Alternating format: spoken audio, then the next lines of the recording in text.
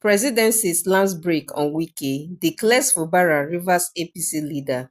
Hello, my beautiful people, and welcome back to It's Gist just Angle, your hub Angle. for hot gist and verified political updates. And without wasting time, let's dive right into the gist. The presidency has finally stepped into the Rivers State political space and made its position unmistakably clear.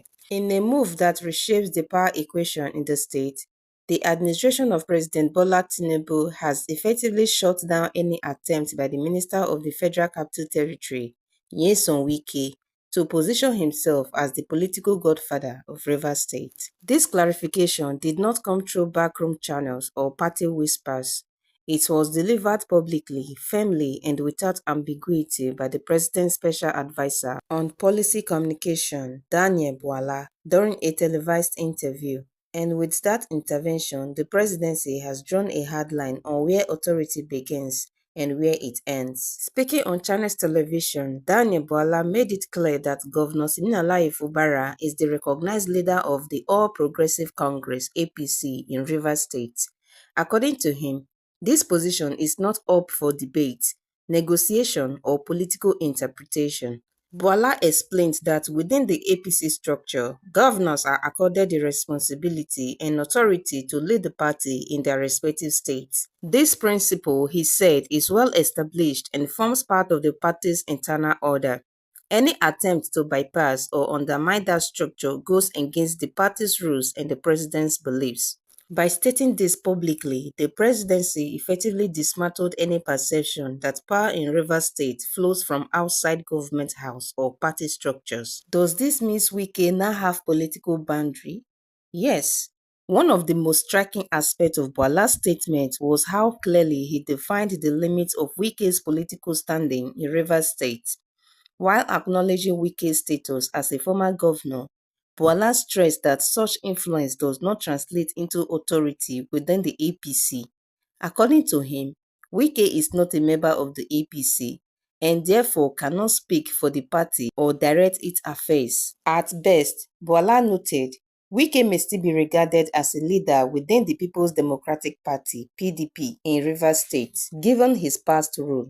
However, that influence does not cross into APC territory. This distinction is significant because it separates personal political weight from institutional authority, a line often blurred in Nigerian politics. Is this in line with Tinubu's commitment to party discipline? Yes. Bwala went further to state that the position expressed by the APC national chairman aligns fully with President Tinubu's stance. According to him, the president respects party procedures and insists that internal rules must be followed at all times. He explained that Tinubu believes strongly in the rule of law and due process, not just at the national level, but within political parties as well. For the president, party leadership is not about personal relationships or political debts. It is about structure, order, and adherence to established rules. This approach, Bwala said, is the guiding principle behind the administration's position on Rivers State. Bwala also addressed the issue of compensation and political limits, addressing public concerns that Wike may be enjoying undue privileges as a cabinet member. He stated that the minister has been adequately compensated for his role in the administration. However, he made it clear that compensation does not translate into unchecked political freedom. According to him, President Tinubu believes in rewarding loyalty and contributions, but never at the expense of Nigeria's interests or constitutional order. He stressed that while the president allows room for political expression and engagement, there are clear limits. In his words, the president gives latitude, but once those boundaries are crossed, consequences follow. This statement served as a subtle but firm reminder that political power under the current administration operates within defined boundaries. Bwala did not end it there. He also addressed the ongoing political tension in Rivers State, particularly issues surrounding impeachment threats. He reiterated that when questions arise about party leadership, the answer remains the same. The governor is the leader. He stressed that any impeachment process must strictly follow constitutional provisions and the practice of law. According to him, the matter is already before the courts, with existing court orders restraining certain actions, and the party's position is clear. Governor Fubara must not be prevented from carrying out his constitutional duties. This statement reinforces the administration's stance that governors should not be disrupted by political interference or procedural shortcuts. In a broader clarification, Bola noted that President Tinubu's respect for governance is not limited to APC-controlled states. He explained that the president believes governors should be allowed to govern, regardless of party affiliation. Even in states governed by the PDP, Bola said, Tinubu respects the constitutional authority of elected leaders. Where political challenges exist, they should be addressed through lawful and democratic means, not through undue pressure or interference. This approach, he noted, reflects the president's commitment to democratic norms and institutional stability. Now you may ask, does this intervention matter?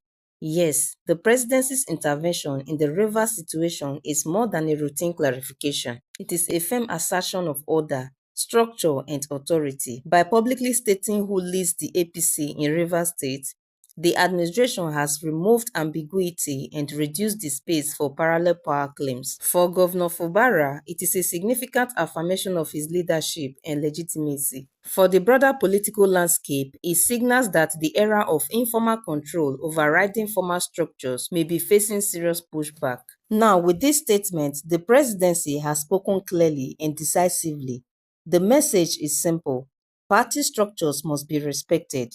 Elected governors must be allowed to govern, and political influence has limits. Whether this intervention calms political tensions in Rivers State or provokes fresh reactions remains to be seen. But one thing is certain. The Tinubu administration has made its position known, and the boundaries of political authority in Rivers State have been clearly defined. As Nigerians wait for the final outcome of this whole saga, here are the questions they are asking. Is this the beginning of the end of Wike's political dominance in Rivers State? Has the presidency finally drawn a red line against political godfatherism? Will Wike accept this power check quietly, or is a bigger political fight loading? Does this move strengthen Governor Fubara's grip on Rivers, or expose him to new battles? And most importantly, is this Tinubu asserting authority, or just managing a fragile balance of power? So, my people, what do you think about the presidency drawing the line with Wike? Drop your thoughts in the comments. Is this long overdue or politically risky? If you're here for the first time and a lover of deep political gist and real talk analysis, like this video, subscribe to this channel, and turn on notifications so you don't miss the next big breakdown, because this conversation is just getting started. It's just Angle.